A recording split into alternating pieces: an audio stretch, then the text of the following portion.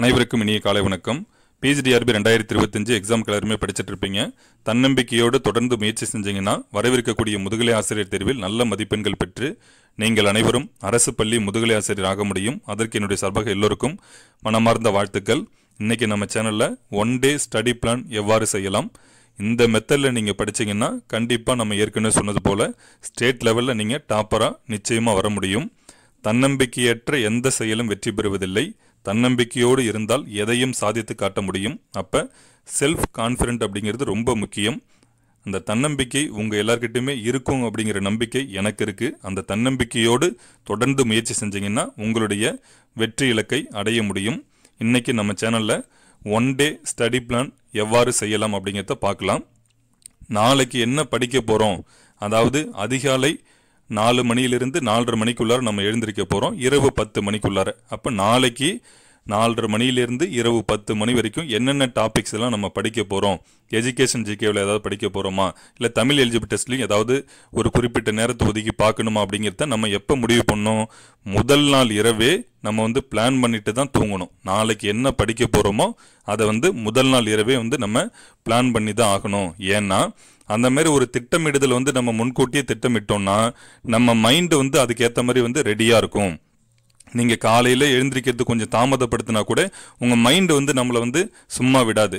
நமக்கு டார்கெட்டு நிறையா இருக்குது, சீக்கிரமாக நம்ம படிக்கணும்னு சொல்லி நம்மளை எழுப்பி விடும். இந்த அலாரம் வச்சு எழுந்திரிக்கும் அப்படிங்கிறத விட முதல் நாளே நம்ம பிளான் பண்ணிட்டோம்னா ஆட்டோமேட்டிக்காக நம்ம மைண்டு ரெடியாக இருக்கும். உங்களுக்கு ஒரு பாசிட்டிவ் அப்ரோச் கொடுத்துக்கிட்டே இருக்கும். அதனால் எல்லாருமே முதல் நாள் இரவே நாளைக்கு என்னென்னலாம் நம்ம பகுதிகள் படிக்க போகிறோம் அப்படிங்கிறத திட்டமிட்டுட்டு தான் நீங்கள் தூங்கணும். அது ரொம்ப முக்கியமானது. அப்போ தான் நம்ம மைண்டு ரெடியாக இருக்கும். நீங்கள் காலையில் 4:30 மணி ஆச்சுன்னா இல்லை 4:15 மணிக்கு கூட உங்களை ரெடியாக நம்ம மைண்டு சொல்லும், போதும் டைம் ஆச்சு எழுந்திரிங்க, நம்ம படிக்கணும், நமக்கு நிறைய டார்கெட் இருக்குன்னு சொல்லி நமக்கு ஒரு பாசிட்டிவ் அப்ரோச் அந்த நாள் முழுவதும் நமக்கு தொடர்ந்து கொடுத்துக்கிட்டே இருக்கும். நீங்கள் ட்ரை பண்ணி பாருங்கள். அதே போல் இப்போ நிறைய பேர் கேட்பாங்க, ஒரு நாளைக்கு எவ்வளவு மணி நேரம் படிக்கணும் அப்படின்னு சொல்லி கேட்பாங்க. இப்போ நானுமே ஒர்க் பண்ணிட்டு தான் இருந்தேன். இவ்வளவு நேரம்லாம் நம்ம படிக்கணும் அப்படிங்கிறதெல்லாம் ஒன்றும் கண்டிஷன் கிடையாது. நமக்கு கிடைச்ச நேரத்தை எல்லாத்தையும் படிச்சுட்டு தான் இருந்தாகணும். காலையில் 4:15 மணிலேருந்து இரவு 10 மணி வரைக்கும் நமக்கு எந்தெந்த டைம்லாம் கிடைக்குதோ தொடர்ந்து நம்ம படிச்சுக்கிட்டு தான் இருக்கணும். அதில் இவ்வளவு நேரங்கள் படிக்கணும் அப்படிங்கிறதுலாம் எதுவுமே கிடையாது. நமக்கு கிடைக்கிற நேரங்கள் எல்லாத்தையுமே நீங்கள் படிச்சுக்கிட்டு தான் இருந்தாகணும். அதே போல் அதிகாலை நேரங்களில் நம்ம எழுந்து படிக்கும்போது நிறைய நமக்கு பாசிட்டிவ் வைப் நிச்சயமாக கிடைக்கும். ஏன்னா அந்த நாள் துவக்கம் அப்படிங்கும்போது அதிகாலையில் நம்ம மைண்டு ஃப்ரெஷ்ஷாக இருக்கும். உங்களுக்கு பெரிய டிஸ்டர்பன்ஸ் இருக்காது. அதனால் அதிகாலை நேரங்களில் அதிக நேரங்களை நீங்கள் படிப்பதற்கு பயன்படுத்திங்கன்னா கண்டிப்பாக அது உங்களுக்கு உதவியாக இருக்கும். இல்லை உங்களுக்கு எந்த டைம் கிடைக்குதோ உங்களுக்கு, ஏன்னா நீங்கள் எந்த சுச்சுவேஷனில் இருப்பீங்கன்னு எனக்கு தெரியாது, உங்களுக்கு எந்த டைம் கிடைச்சாலும் பரவாயில்ல, அந்த டைமை உங்களுக்கான டைமாக மாற்றிக்கணும். சூழ்நிலை ஒருபோதும் நமக்கு ஏற்றாற்போல் அமையவே அமையாது. அந்த சூழ்நிலைகளை நமக்கு ஏற்றாற்போல் நம்ம தான் மாற்றிக்கணும். சூழ்நிலை நமக்கு ஏற்ற போல் ஒருபோதும் நமக்கு அமையவே அமையாது. நம்ம தான் நமக்கு ஏற்றாற்போல் சூழ்நிலைகளை மாற்றிக்கணும். பிளான் பண்ணி படித்து பாருங்கள். கண்டிப்பாக அது உங்களுக்கு ஒரு மிகப்பெரிய சப்போர்ட் கொடுக்கும். அதே போல் நம்ம ஒரு நாள் பிளான் பண்ணுறோம், நம்ம ஒரு 1 மணி நேரமோ இல்லை 2 மணி நேரமோ படித்த பிறகு ஒரு சிறிய இடைவெளி கண்டிப்பாக அவசியம். சிறிய இடைவெளி அப்படிங்கிறது எதுக்கு அப்படின்னா, நம்ம இந்த 2 மணி நேரம் 1 மணி நேரம் படித்ததை ரிவிஷன் பண்ணி பார்க்கணும். மைண்டுக்குள்ளார இந்த டாபிக்லாம் இருக்குது, என்னென்ன இந்த கான்செப்ட்லாம் அதில் இருந்தது அப்படிங்கிறத நம்ம ஒரு முறை ரிவிஷன் பண்ணி பார்க்குறோம். ஏதாவது சந்தேகங்கள் ஏற்பட்டதுன்னா உடனே அந்த சந்தேகங்களை பார்த்து நிவர்த்தி செஞ்சுக்கிறோம். நமக்கு திருப்தி ஆயிடுச்சு அந்த டாபிக் அப்படின்னா அடுத்த டாபிக் நம்ம ஸ்டார்ட் பண்ணோம். அதுவும் ஒரு 1 மணி நேரமோ இல்லை 1.5 மணி நேரமோ நம்ம படித்ததுக்கு அப்புறம் ஒரு சிறிய இடைவெளி கொடுப்போம். அந்த டாபிக் ஒரு முறை ரிவிஷன் பண்ணி பார்க்குறோம். அதே போல் முதல் டாபிக் 2வது டாபிக் சேர்த்தும் ஒரு முறை ரிவிஷன் பண்ணி பார்த்துட்டு நம்மளுக்கு சந்தேகங்கள் இருந்ததுன்னா ஒரு முறை பார்த்துக்கிறோம். சந்தேகங்கள் இல்லாத வரைக்கும் பார்த்ததுக்கு அப்புறம் ஒரு அடுத்த டாபிக் ஸ்டார்ட் பண்ணுறோம். இதே மாதிரி ஒரு தொடர்ச்சியாக நாள் முழுவதும் நம்ம என்னென்னலாம் பிளான் பண்ணியிருக்கோமோ முதல் நாள் அதை எல்லாத்தையும் முடிப்பதற்கு முயற்சி செய்யக்கூடாது, முடிச்சு தான் ஆகணும். எல்லாம் சொல்லுவாங்கல்ல, முடிப்பதற்கு முயற்சி செய்யுங்கன்னு சொல்லுவாங்க. நான் அப்படி ஒருபோதும் சொல்ல மாட்டேன், முடிச்சு தான் ஆகணும். அந்த நாள் முழுவதுக்குள்ளார நம்ம என்ன முதல் நாள் பிளான் பண்ணியிருந்தோமோ அதை கண்டிப்பாக முடிச்சு தான் ஆகணும். அதே போல் இந்த படிக்கும்போது ஒரு நம்மளுடைய ஃபேமிலி ப்ராப்ளம், இந்த இல்னஸ், நம்மளுக்கு ஏதாவது உடல் ரீதியாக தொந்தரவுகள் இருந்துன்னா தயவு செய்து இந்த 2.5 மாதங்களும் அதெல்லாம் யோசிக்காம படிச்சு பாருங்க. கண்டிப்பா உங்களுக்கு ஒரு மிகப்பெரிய ஒரு வெற்றி நிச்சயமா கிடைக்கும். ஏன்னா நமக்கு வந்து இந்த ஃபேமிலி ப்ராப்ளமாக இருக்கட்டும், இல்னஸாக இருக்கட்டும், நம்மளுக்கு ஒரே டென்ஷனாக இருக்கும். அப்போ நான்லாம் வந்து அந்த படிக்கிற டைமில் எனக்கு என்னென்ன இன்சிடென்ட் நடந்ததெல்லாம் உங்கள்கிட்ட ஷேர் பண்ணியிருப்பேன்.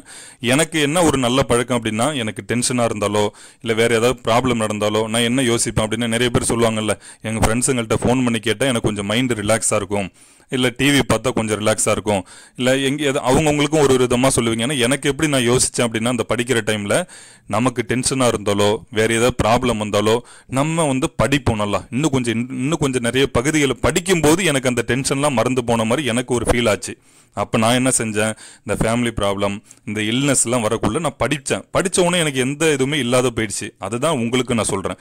ஏதாவது ப்ராப்ளம் இருக்கா, யாராவது நெகட்டிவாக சொல்கிறாங்களா, இன்னும் கொஞ்சம் கூடுதலாக கவனம் செலுத்தி படித்து பாருங்க, அது எல்லாமே மறைஞ்சு போயிடும். அப்போ டென்ஷன் வந்ததுன்னா நம்ம வந்து படிக்கணும், படித்தாலே நம்மளுக்கு எல்லா கவலைகளுமே மறந்து போயிடும் நான் நம்புகிறேன். நீங்களும் அதை வந்து நம்புங்க. இரவு 10 மணிக்குள்ளார அந்த நாள் முழுவதும் நம்ம என்னென்னலாம் திட்டமிட்டோமோ இடைவெளி விட்டு ரிவிஷன்லாம் பண்ணியிருப்போம். கடைசியாக ஒரு முறை ஃபைனலாக ரிவிஷன் பண்ணுறோம். அதிகாலையிலிருந்து இரவு வரைக்கும் நம்ம திட்டமிட்டதெல்லாம் படித்தாச்சு.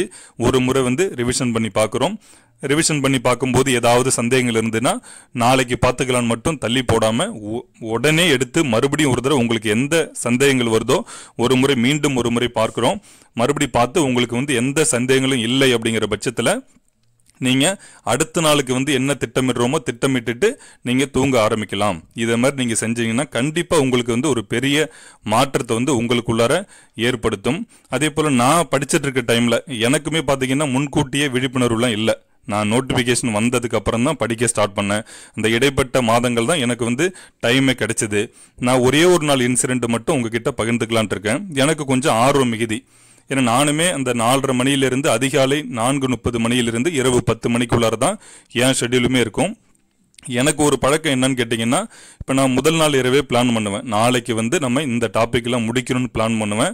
நான் என்னுடைய இலக்கு வந்து மைண்டுக்குள்ளார இன்னும் ஒரு எக்ஸ்ட்ராவும் என்ன வச்சுருப்பேன் அப்படின்னு கேட்டிங்கன்னா, அந்த டாப்பிக்கை தாண்டியும் எக்ஸ்ட்ரா டாப்பிக் நம்ம படிக்கிற அளவுக்கு நம்ம ஆர்வம் இருக்குது என்கிட்ட.